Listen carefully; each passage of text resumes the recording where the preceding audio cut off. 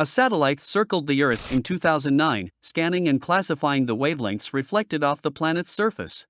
Researchers were seeking for the carbon dioxide spectral signature when they spotted something strange, an unexpected wavelength of unknown origin. When they used only this wavelength to look at Earth, they noticed that it was blanketed in a red tint of varied intensity. This couldn't have been reflected in sunlight because it had a wavelength that never exits the sun's outer atmosphere, and it didn't coincide with densely populated places, implying that it wasn't created by humans. In fact, it was coming from locations with a lot of plants, the Amazon basin, northern evergreen forests, and croplands in the Midwest of the United States were all on fire.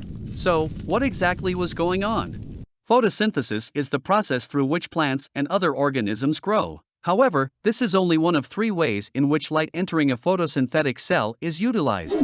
This is the key to unlocking the enigma. To understand others, we must first understand photosynthesis. During this process, sunlight strikes chloroplasts, which are chlorophyll pigment-packed structures within plant cells. Some of the electrons in chlorophyll molecules become activated when they absorb light. They undergo a series of processes that convert light energy to chemical energy. This drives the conversion of carbon dioxide and water into glucose, the simple sugar required for plant growth. Of course, this process produces a significant byproduct. All of the oxygen on Earth is produced via photosynthesis, which is constantly carried out by plants, algae, and bacteria. Plants, on the other hand, frequently absorb more light than they can ingest. For example, the frozen leaves of evergreen trees cannot photosynthesize at their normal rate during the winter, yet they are still exposed to a lot of sunshine. Excess light can harm their photosynthetic mechanism if not managed with. The second way plants utilize light is by converting it to heat and dispersing it through their leaves. The third way plants interact with incoming light is by emitting it at a different wavelength, resulting in chlorophyll fluorescence. The chlorophyll's excited electrons travel through that series of chemical events during photosynthesis. However, as some of the excited electrons return to their ground states, they radiate energy in the form of light. In all, around 1% of absorbed light is re-emitted as wavelengths in the red end of the spectrum. It's so little that you can't see it with your naked eye. However, plants all across the world fluoresce as they photosynthesize. This is what's causing the Earth's perplexing red glow, as seen from space. It was an unintentional finding, but it was a significant breakthrough.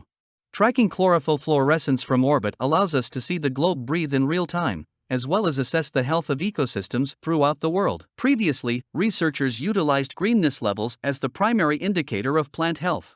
Because stressed plants change colors or lose foliage, higher amounts of green usually indicate healthier plants. However, this metric can be unreliable. Chlorophyll fluorescence, on the other hand, is a direct indicator of photosynthetic activity. It can assist us in determining how much oxygen is released and how much carbon is absorbed in a given system.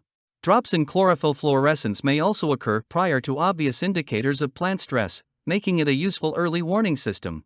Chlorophyll fluorescence has already been employed by scientists to monitor damaging phytoplankton blooms and the impacts of drought in the Amazon and Great Plains.